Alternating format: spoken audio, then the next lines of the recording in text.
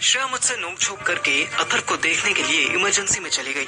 जब government hospital में आपकी मासी डॉक्टर हो तो आप कहीं भी जाने के लिए फ्री होते हो, पर मासी अगर श्रुति हो वो तो 1 मिनट में आपकी प्रिविलेज धोके रख सकती है। श्रेया श्रुति के पास अथर से मिलने की परमिशन मांगने गई तो श्रुति ने उसी को डांट दिया।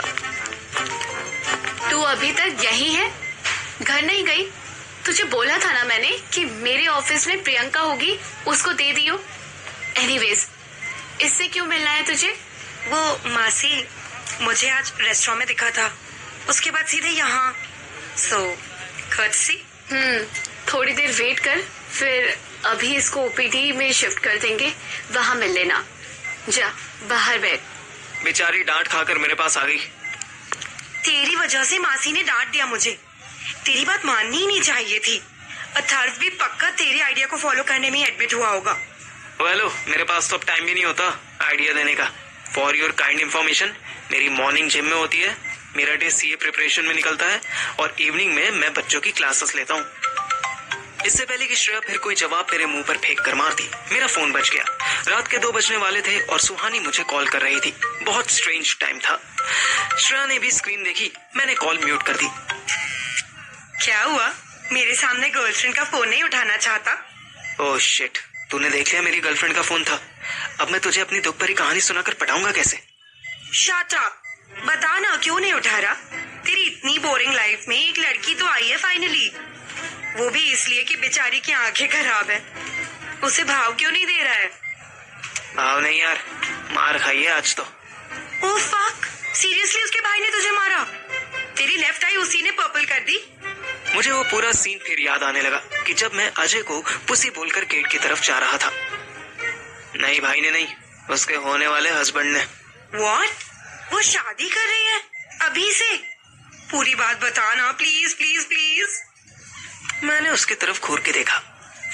तुझे गॉसिप करनी है? यप, तू भी तो पूरे कॉलेज की गॉसिप अपने बॉस, ओ सॉरी अपने मास्टर अथर्व से करता रहता है। बता ना क्या हुआ?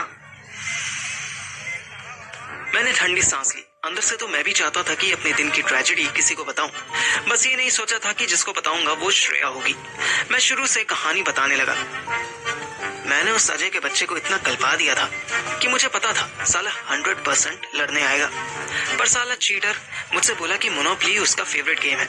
ये नहीं बोला कि शैडो बॉक्सिंग उसका सेकंड फेवरेट गेम है।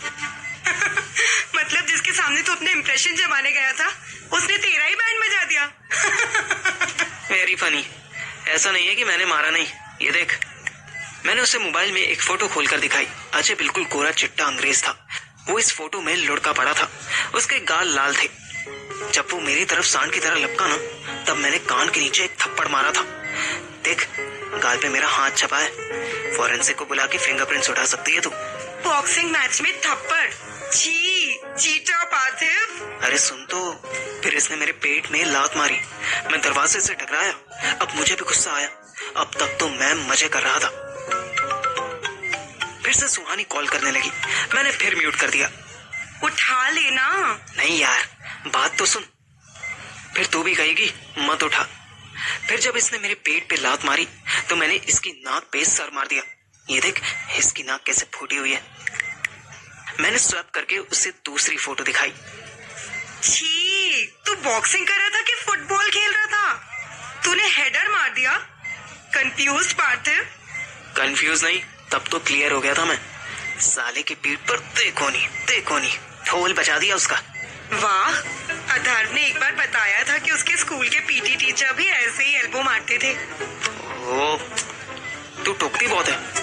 फिर वो जमीन पे गिर गया तो सुहानी के अब्बा हुजूर उसे बचाने आ गए। किसको?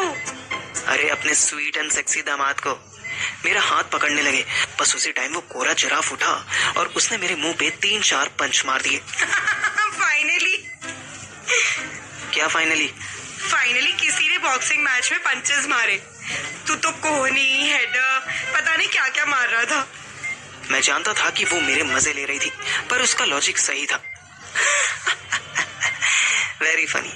बस उसी में एक हाथ यहाँ लग गया और मेरी सांवली आंख काली होने लगी।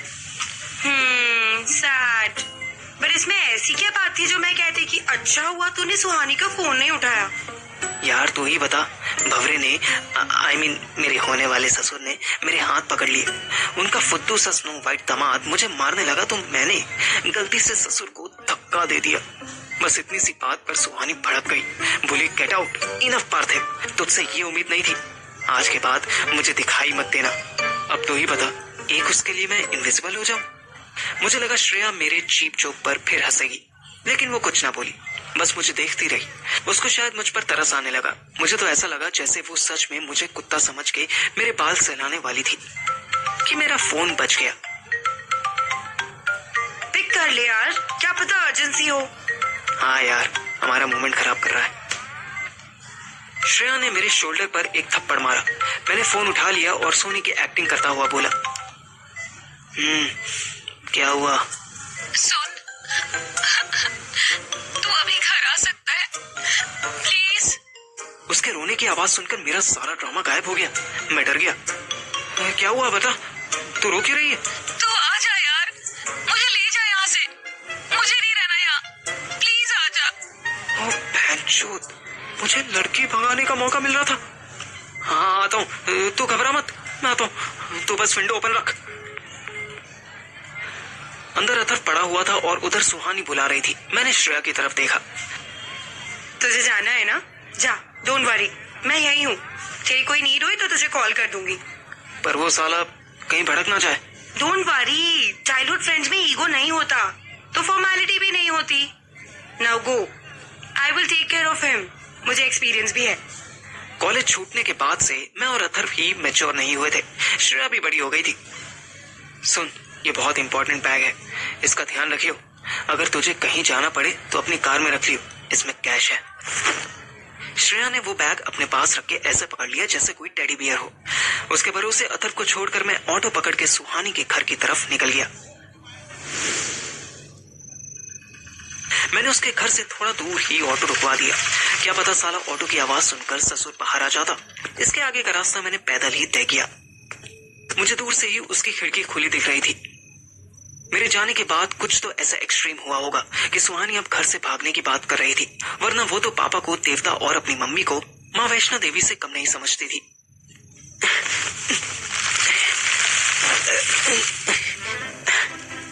मैं भी पूरे दिन का थका हुआ था, पर जोर लगाकर जैसे तैसे चढ़ ही गया। खिड़की खुली हुई थी, अंदर लाइट भी चल रही थी, पर सुहानी कहीं दिखाई नहीं दे रही थी।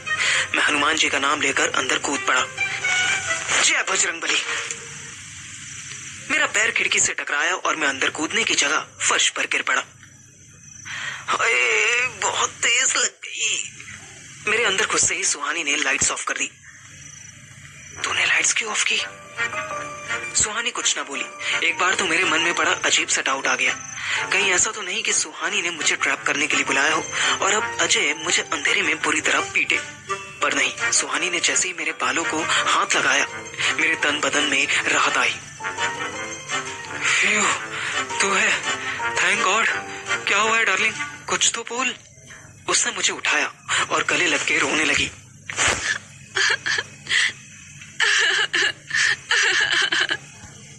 सच बताऊं तो मुझे सुहानी की चिंता इतनी नहीं हो रही थी, बल्कि मेरे माइंड में चल रहा था कि कैसे हर लड़की बाय बॉर्न एक्टर होती है।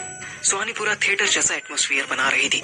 वो मुझे इस लेवल पर क्यूरियस कर देना चाहती थी कि जब वो मुझे अपनी प्रॉब्लम बताए तो मेरे पास उसके मन की करने के अलावा कोई दूसरा सजेशन ना हो।